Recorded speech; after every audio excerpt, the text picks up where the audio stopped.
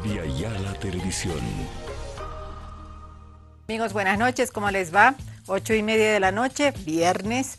Vamos a estar hablando del tema de la cumbre judicial. Esta cumbre que ha tenido algunos cambios debido al bloqueo de transportes, en fin, todo esto que se va a venir seguramente los próximos días en los que se lleve realmente la cumbre 10 y 11 de junio allá en la ciudad de Sucre. De esto vamos a estar hablando en los próximos minutos. Comenzamos.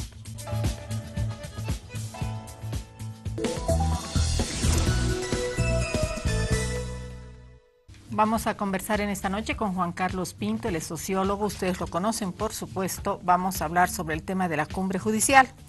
Buenas noches, Juan Carlos, gusto de tenerte acá en el programa. Cumbre judicial que ha tenido sus avatares porque primero iba a realizarse en Sucre, luego por el bloqueo de transportes se decidió en Cochabamba. Ahora otra vez ha vuelto a Sucre porque, bueno, ya se ha levantado el bloqueo, no habría motivo para que sea en Cochabamba.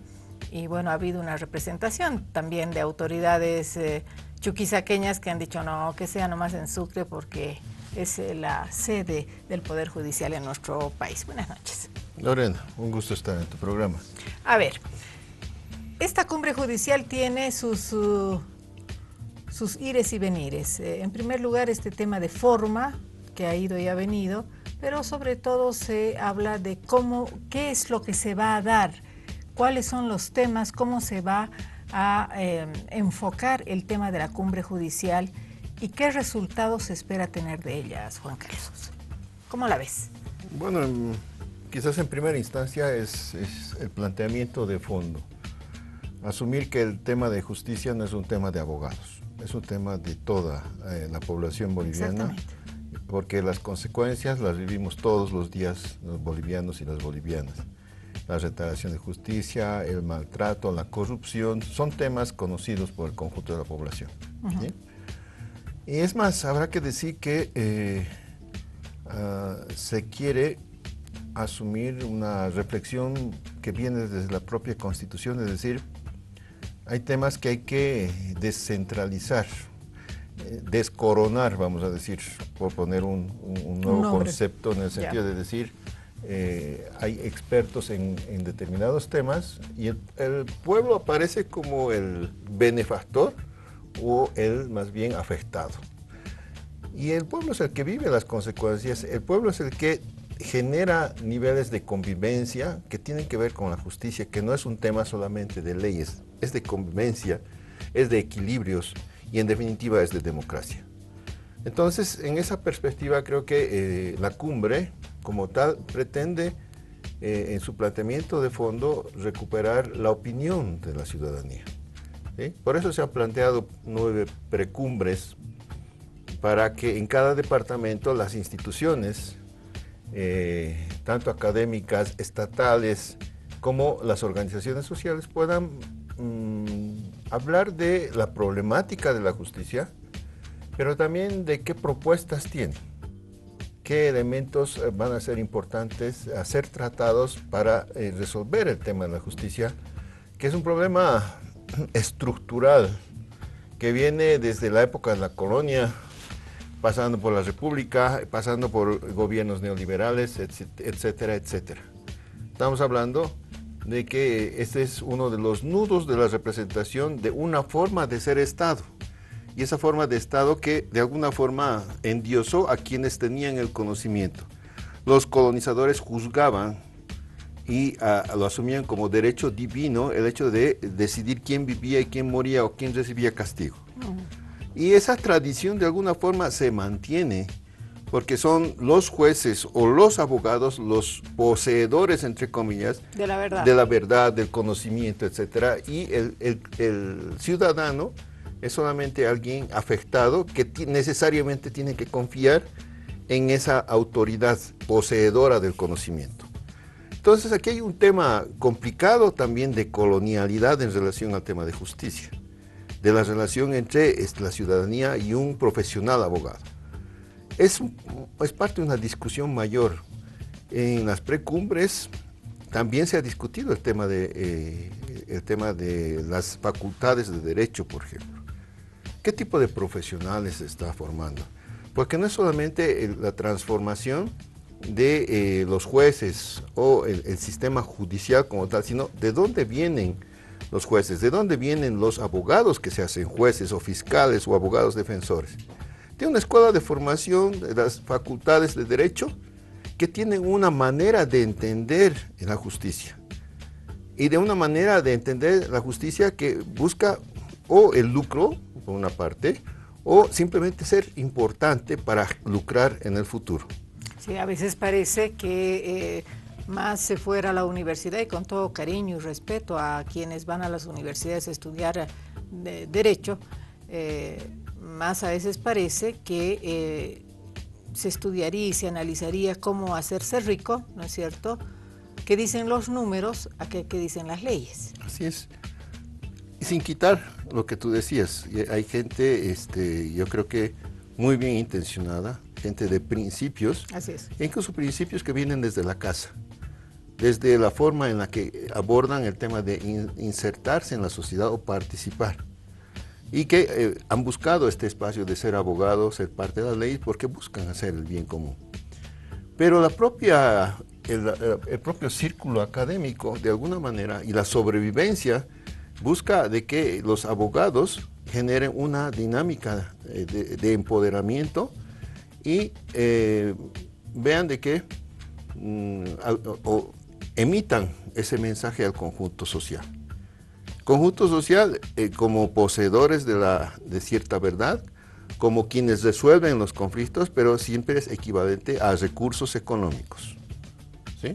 Entonces, hay una distorsión de la justicia. Eso es un tema de fondo. La justicia, entonces, equivale a plata, no a democracia, no a una relación de convivencia, no a derechos. No a derechos. Ahora, es complicado porque hemos llegado a tal momento en la justicia boliviana, y han salido aquí porque esta pregunta de qué le pasa a la justicia boliviana, no nos ha funcionado la elección de las autoridades del Poder Judicial por el voto directo, no nos ha funcionado el intentar cambiar de repente la norma o la forma en que se los elige. No ha funcionado eso. Pero también se cuestiona y se dice se tiene que trabajar en el tema de la política pública para cambiar la justicia. En realidad es un todo lo que hay que hacer, no solamente abogados, no solamente el Poder Judicial, sino es toda la sociedad en su conjunto, cuando también se están cuestionando los valores propios de la propia sociedad. Sin duda. Y me hace recordar que yo he sido parte de esa primera elección de los máximos magistrados. Así es. ¿No? Y en esa perspectiva asumir de que yo creo que los constituyentes de buena manera asumieron algo que el pueblo clamaba, que era basta de elegir jueces, magistrados por cuota partidaria, por presión o por plata, porque finalmente obedecen a ese tipo de intereses. Por eso el tema del voto. Por eso el tema de que el pueblo participe en la decisión. Fue difícil al principio generar una articulación institucional distinta a la que nosotros conocíamos en general. Claro, antes el partido en función de gobierno era el que decía este van a ser magistrados, es decir, ahora se reconsideraría esta situación de la elección del voto directo, de quién puede nombrar a los magistrados, es decir, o habría una combinación, habría una cosa mixta. ¿Cómo se podría plantear? ¿Qué se ha estado hablando y qué ha salido de las 9 cumbres, precumbres exactamente, de los 9 departamentos? Bueno, la mesa 1 justamente trata de esta elección. Se ha puesto en consideración y ha habido propuestas y también amplios debates sobre este tema. Es decir, se debe cambiar el tema del voto. Muchos han opinado que sí, pero muchos otros, sobre todo organizaciones sindicales, organizaciones sociales, han defendido como un derecho adquirido, aunque se haya ejecutado una sola vez, el hecho de ejercer su derecho de elegir a las máximas autoridades. Va a ser uno de los temas de discusión en la cumbre nacional, seguramente. Pero quizás también casi todos han coincidido, todavía en mayor proporción, en el hecho del procedimiento de la preselección. Es decir, que ha estado bien cuestionado también, claro, ¿no? ¿a quién se elige? Porque hay de los que el pueblo va a decidir sobre determinado número de postulantes o de candidatos, perdón, que van a estar en las listas. ¿Y de dónde salen esos candidatos? ¿Quién los ha elegido? En este caso, la ley dice que la asamblea es la que define. Se había hablado mucho del tema meritocrático. Sí. En aquel entonces, cuando se hizo la selección o la preselección, digamos así, se quiso poner el tema meritorio a un lado por privilegiar otros temas que también son importantes e interesantes para tener autoridades judiciales. Pero parece que se puede retomar el tema de la meritocracia debido a justamente a que no ha funcionado la elección directa de los magistrados. No sé si es el mecanismo propiamente o la preselección lo que ha fracasado, Juan Carlos. Yo creo que tienes razón en el sentido de que el momento histórico estaba demandando una mayor representatividad. Es decir, dejaron de lado un poco la meritocracia para que tenga más peso la representatividad. Es decir, que la justicia se tiña también de la diversidad que somos. Porque de alguna manera, si haces una lectura de la meritocracia en el país, quienes han tenido posibilidad no solo de acceder a la universidad, sino de maestrías y doctorados incluso afuera, son determinados sectores sociales. Y los sectores indígena, originario y campesino recién están incursionando a ser parte, digamos, de este acceso académico y por tanto a terciar en la meritocracia académica. Así es. Entonces, si solamente nos moveríamos por el tema meritocrático, entonces excluirías a una gran parte de la mayoría de este país. Sí. Por tanto, el debate fue cómo equilibramos este nivel. Por eso un poco se dejó de lado la meritocracia y se subió al tema representativo. Y las consecuencias fueron un poco eso también. Hemos tenido un 50% de abstención, un poco más de 50%, pero ese otro 50% que ha votado, votó por pollera y sombrero, principalmente. Los mayores índices de votación fueron por las compañeras de pollera y los compañeros que tenían un vestimenta original. Es decir, más que conocerlos, la intuición, la historia estaba empujando a identificarse más con esta inclusión importante en la justicia. Pero en estos años nos hemos dado cuenta que no fue suficiente. O sea, también esos elegidos cargan con una escuela de derecho, pues todos, la mayoría son abogados y han sido marcados por una forma de entender la justicia. Y no han sabido hacer una mezcla, una interculturalidad, si cabe el término, de entre lo que aprendieron y lo nuevo que estaban llamados o convocados. Y el desafío, ¿no? Y el desafío a renovar. ¿Tú crees que todavía la enseñanza en las universidades es una enseñanza colonial? Sí, totalmente, totalmente. La figura del maestro, la figura incluso pedagógica de aprenderse de memoria y asumir de que el buen abogado es el que sabe citar bien los códigos y adecuadamente, como si fuera un aplicador de leyes ya hechas y no un filósofo del derecho, porque el tema es que las leyes se han hecho para mejorar la convivencia humana, para mejorar las relaciones entre las personas.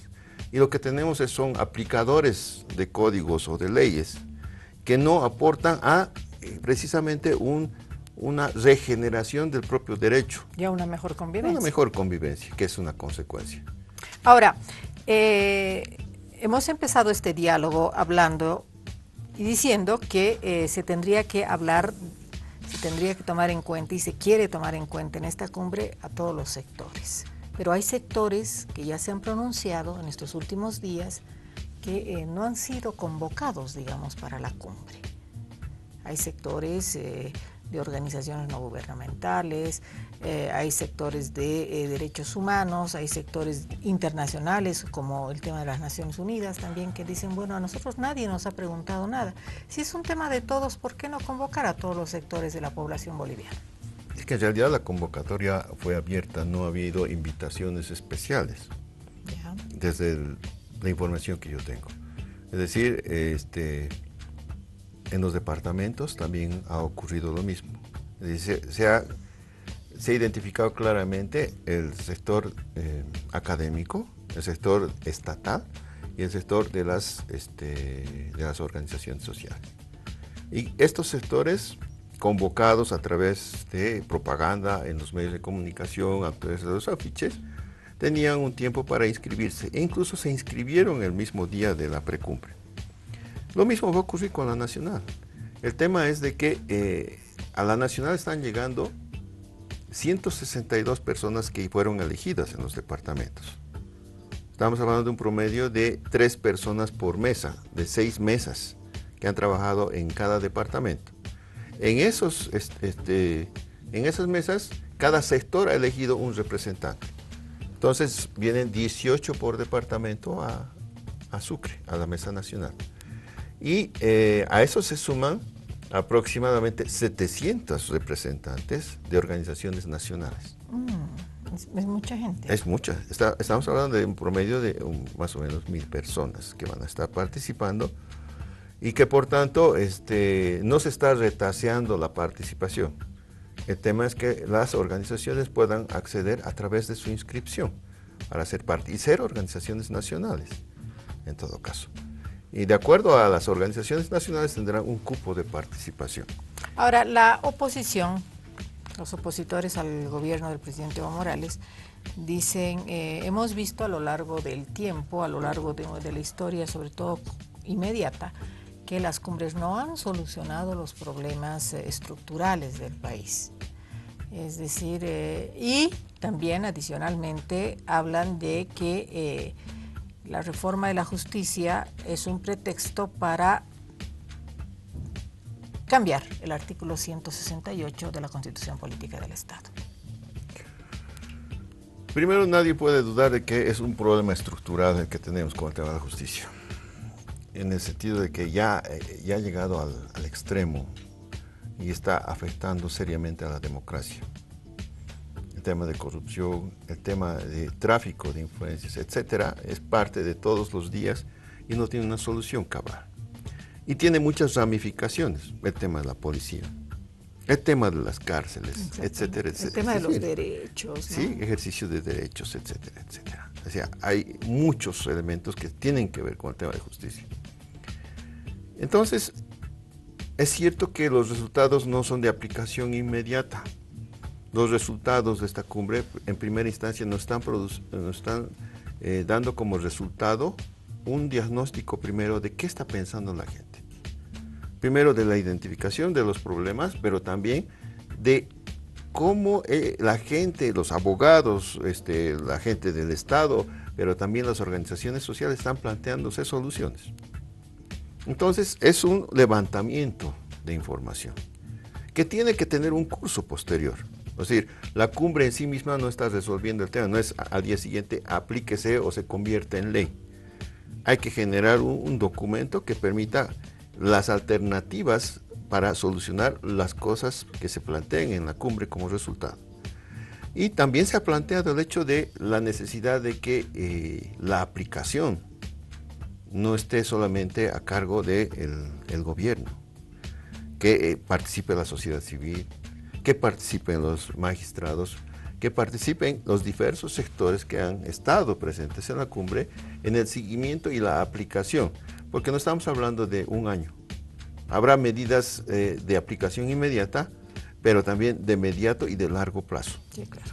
Entonces, todo eso tiene una periodicidad, pero tiene que tener un control, un seguimiento que no nos haga olvidar, como ha ocurrido justamente en el pasado, de otras cumbres donde se ha hecho grandes discursos, etcétera, y nadie más se acordó de qué hacer con los resultados.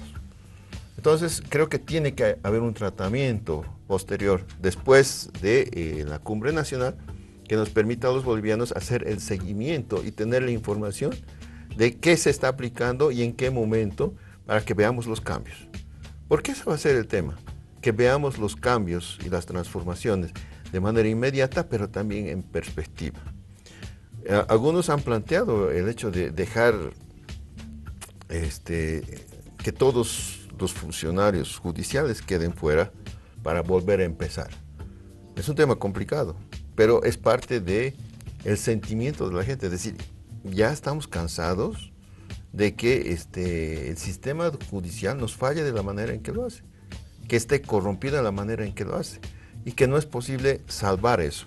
Sin embargo, es parte de una discusión la discusión que va a haber en Sucre de cuáles son las salidas transitorias rumbo a la transformación. El otro trasfondo que identifican algunos opositores sobre el cambio del artículo 168, Juan Carlos, a la Constitución Política del Estado. Sí, es una alternativa, sin duda, pero digamos que va a ser parte de una discusión mayor. Es decir, creo que el tema de justicia como un nodo central del tema de la democracia que hoy estamos viviendo se presenta como un debate central. Lo otro yo creo que es una discusión política que habría que ver si se va a dar conjuntamente. O sea, ¿habría la posibilidad de hacer un cambio? Por supuesto, hay la posibilidad, pero yo creo que va a ser parte de una mirada democrática y de conveniencia de ambos lados, tanto de oposición como de oficialismo, de si la ganancia es la democracia, si no se va a afectar o enturbiar, digamos, el tema de la transformación de la justicia, que es lo que estamos buscando transformar, con un debate, un otro debate en esta perspectiva. Creo que es parte de la discusión que se va a abrir. Pero, sin duda, una de las posibilidades, y hasta ahí podríamos llegar en este tema de justicia, una de las posibilidades es abrir la Constitución, ¿sí? Ya sea... Hay quienes sostienen que la Constitución no se debe abrir para nada, solamente totalmente. Cambiar en la normativa, en cada ley de cada sector, en fin, no en la propia Constitución Política del Estado. Pero hay diferentes maneras de entender eso, y el debate de Sucre nos va a clarificar. Hay algunas voces que, por ejemplo, mencionan el hecho de la desaparición del Consejo de la Magistratura. Y solamente la puedes cambiar o desaparecer cambiando la Constitución, por ejemplo. Han visto que en el caso de la magistratura la ineficacia es extrema, no ha dado los resultados que se esperaba.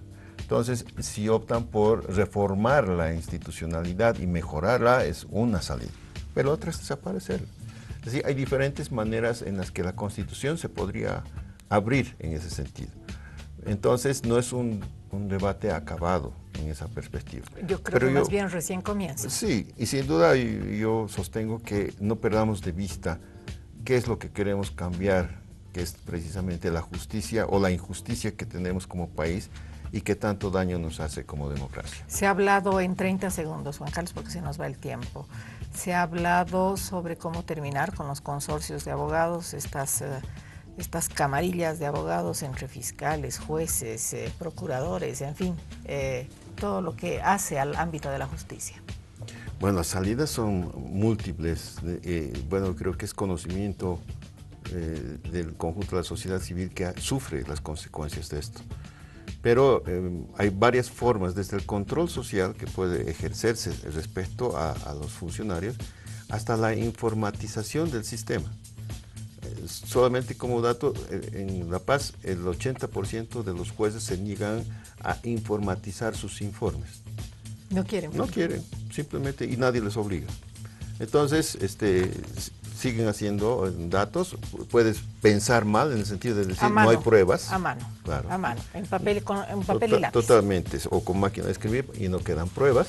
En cambio, cuando hay informatización, hay un control, ¿sí? Toda etapa que se siga tendría que estar informatizado y controlado de manera central para ver cuánto de avance tiene realmente un juez en su trabajo.